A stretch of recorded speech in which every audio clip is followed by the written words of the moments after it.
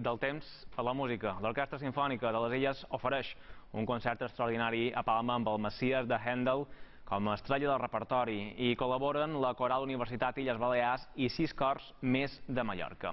La cita té lloc ara mateix a l'Auditorium. Jordi Julià, bon vespre. Quants cantaires hi participen? Doncs uns 260, i en això si li sumem els músics, que són uns 30 de l'Orquestra Simfònica de les Balears, serien gairebé 300 les persones que estan damunt de l'escenari avui en aquest auditorium, que per cert està ple de gom a gom. S'ha de dir que participen aquestes corals que dèiem abans, de Ciutadella, també hi podem veure de Campos, d'Artà, de Manacor, d'Inca i també la coral de la Universitat de les Illes Balears. I en aquestes corals els acompanyen 4 grans solistes internacionals. Podem dir que el Messies de Händel, la celebració d'aquest Messies de Händel, és el gran concert que inaugura musicalment el Nadal, no només a Europa, sinó a tot el món. S'ha de dir que també hi haurà més concerts representatius del Messies de Händel a d'altres punts de les Balears aquests dies. Per exemple, el demà divendres a l'Auditori de Manacor a partir de les 6 de l'hora baixa i també a la Catedral de Ciutadella el diumenge també a les 6 de l'hora baixa.